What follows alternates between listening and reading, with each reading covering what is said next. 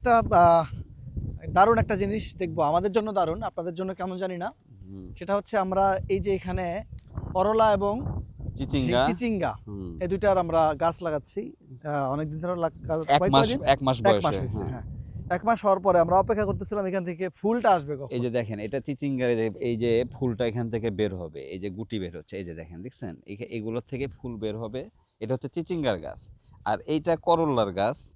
এই যে খুবই খুশির খবর, এই যে করল্লার গাছে দেখেন আমার ফুলটা বের হয়ে গেছে। এটা আজকে আমি দেখলাম আর কি। এইটা হচ্ছে আমাদের খুশির খবর। হ্যাঁ, এটা হচ্ছে আমাদের খুশি। এই যে এখান থেকে এই কুশিটা বের হচ্ছে, যে প্রতিটা জায়গায় থেকে কিন্তু ফুল বের হবে, এবং এক একটা ফুল থেকেই কিন্তু করলাটা বের হবে। এই যে দেখেন, এই যে ফুলটা, এটা দেখে আজকে আমারই ভালো লাগতেছে রিয়াজ ভাই। হ্যাঁ, এটা আমি আমার কাছেও খুব এই এটা ফুলটার আনন্দের অপেক্ষায় ব্যাপার। আমি ছিলাম, মানে ফুলটা বের হয়ে যাওয়া মানে কি ফলটাও এখন চলে আসবে।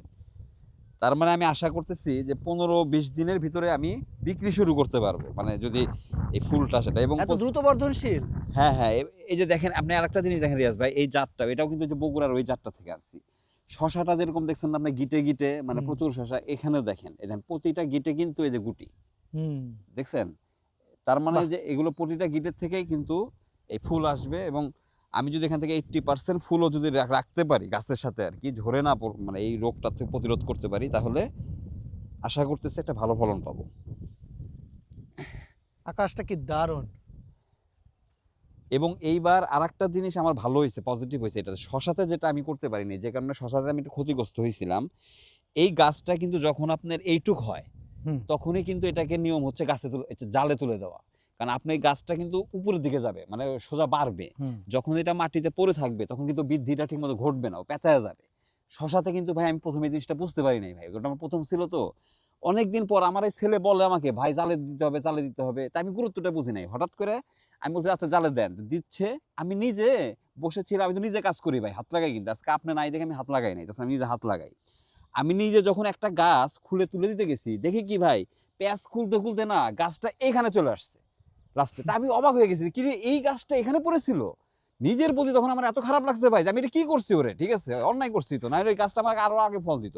এবার আমি দেখেন কি করছি, এই জন্য একেবারে দ্রুত কিন্তু গাছ, মানে যেটার মাথা বাড়াইছে এই পর্যন্ত গেছে ভাই, সেটারে কিন্তু আমি জালে উঠাই দিচ্ছি। আচ্ছা ভাই, এইটা এইটা কি ব্যবহার করা হয়েছে? এটা হচ্ছে কি, এই ছত্রাকনাশক দেওয়া হয়েছে। ওই যে আমি যে অ্যাডভান্স ছত্রাকনাশক দেই, যেটা আচ্ছা। বলছিলাম। হ্যাঁ, এই যে দেখেন, এই যে গাছটা পাতা দেখেন হলুদ হয়েছে। তার মানে কি, যে আমার এই রোগটাকে আর বাড়তে দেওয়া যাবে না। আচ্ছা আচ্ছা। আমি এই যে প্রতিটা গাছে ছত্রাক দিয়ে দিচ্ছি, ওই গাছটা সহ, ওই যে শশা গাছও দেখছেন কিনা, এই যে প্রতিটা গাছেই দেখেন। তার মানে আমি রোগ ধরার আগে আর কি ব্যবস্থা নিব, রোগটা যখন। আমরা সাধারণত যেটা হয় যে আমরা কিন্তু ফসলের ক্ষেতে যেটা ফসল হয়ে আছে সেটা দেখতে পছন্দ করি, এটা হচ্ছে চোখের আরাম, রাইট। দেখতেও ভালো লাগে।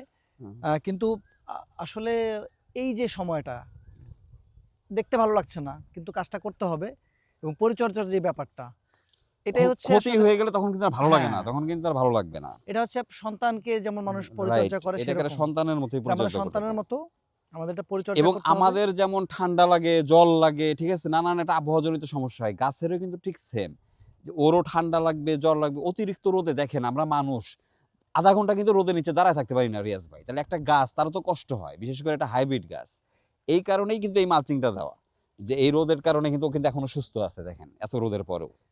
ভাই গাছ নিয়ে তো ধরেন গাছের যে প্রাণ আছে এগুলো নিয়ে যে অনেক কথাবার্তা আছে, আপনি যে এত সুন্দর করে বললেন, গাছ নিয়ে কোনো গান টান করেন না এই পর্যন্ত? ইনশাল্লাহ ভবিষ্যতে মানে করতে হবে আমার, না করে তো উপায় নেই। আমি যদি গাছ নিয়ে কৃষি নিয়ে আসলে আমাদের গান করা উচিত। মানে গানের লোক গাছের লোক দুইটা হওয়ার পরও যদি আমি গান না লিখি, তাহলে তো অবিচারী করা হয়ে যাবে। ঠিক আছে ভাই।